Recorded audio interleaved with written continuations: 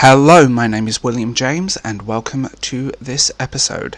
Today I'm going to talk about fantasy novels I've been reading, give you guys a bit of a catch up, so I hope you enjoy, and as always please like and subscribe and share this as much as possible. Let's start the show. The first book I read was The Poppy War. Given the drama that happened on Twitter over this book, how someone not liking it came down to racism apparently, which is ridiculous, I decided to read it, and I realised something.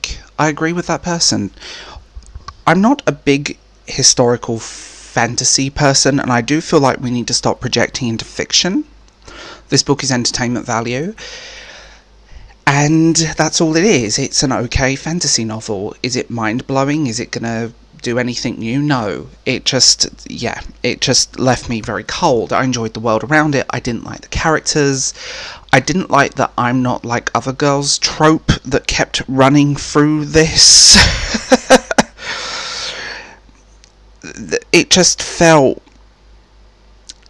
kind of flat for me, and I don't think it was that good. I mean, yeah, it was fine. It was fun.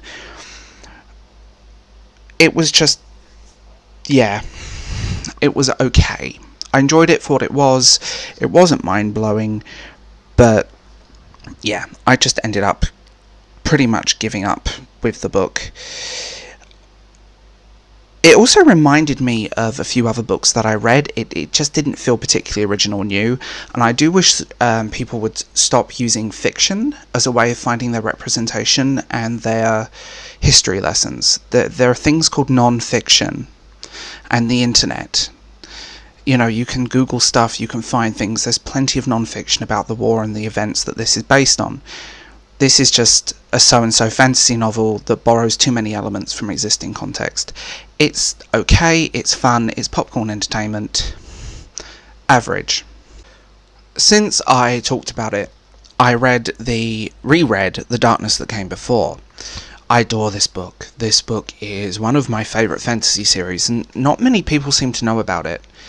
Big, sprawling epic, and there's very little I can say that I haven't said before, other than go read it. If you want a big, epic, busy, great fantasy novel with actual depth and interesting subject matter, unlike The Poppy War, check out The Darkness That Came Before.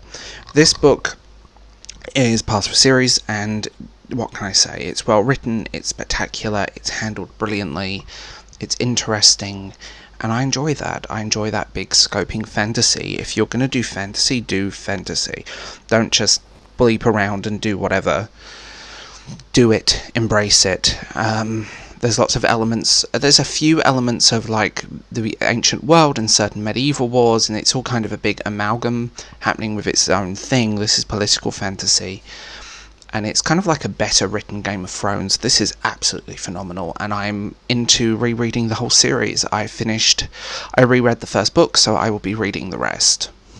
I'm currently on a catch up with The Lord of the Rings. I reread The Hobbit and The Lord of the Rings and its surrounding books yearly. At the moment I'm listening to the audiobooks read by Christopher Lee. J.R. Tolkien is the writer that pretty much most fantasy owes its existence to. He set the ballpark for what would come after. Many books are just a pale imitation of Tolkien's work, or feel more like they are fan fiction of Tolkien's work. These books are phenomenal, and my yearly reread of them, well, listen this time, is something that I'm so happy to be doing. It's nice to go back to Tolkien's world. It's nice to go back to all of that.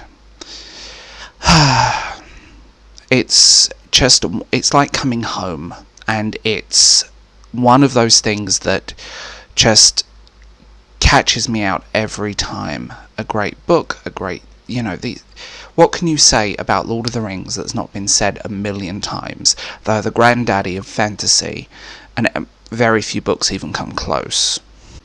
I've also started my yearly read of his Dark Materials trilogy. This time around I'm going to be doing it with the audiobooks as well. I adore them. The His Dark Materials is, air quotes, a children's book, and as a child you can appreciate it as this. Someone in my comments once called it YA. It's definitely not YA. This is not a teenage book. It's a children's book that delves into metaphysics, theology, religion. It's fascinating. As a proud heathen, I find stuff like this fascinating anyway. And anyone that wants to mess with the Catholic Church is always welcome in my book. This is phenomenal. I cannot state any more how much. The prequel trilogy, or I say prequel, sequel trilogy, wherever you want to word it, is turning into something really special. And we have a new book, a little green book about Lyra coming out. And I can't wait. I'm so looking forward to this and revisiting her world. And I'm waiting for the Book of Dust Volume 3. Hurry up, Philip Pullman. I cannot wait. And to revisit my favourite, this is my favourite at the end of the day. This is my... literally, people go, what's this and it's that. I will say this about the His Dark Materials trilogy. It stands alone. I've also been listening on and off to the audiobooks of Harry Potter, read by Stephen Fry. The American audiobooks are absolutely ghastly, but the Stephen Fry reading them, and I had the... what can I say that's not been said? It's nice to revisit. It's like coming home. I still think His Dark Materials is a better thing, but it's nice to go back and just revisit Harry Potter every now and then, just because it takes me back to being that 11-year-old on a train. It's nice. It's an interesting way to go back in, and it's put me in the mood. And again, these are audiobooks, so that's what I'm doing. It's fascinating, it's interesting, and I like that world. I mean, it's a phenomenally built world with great writing, great characters, great story. The films are awful, but I absolutely adore the books. So there we go. And yeah, it's nice to go back, and I think we all need to come home every now and then. I think that's just human nature.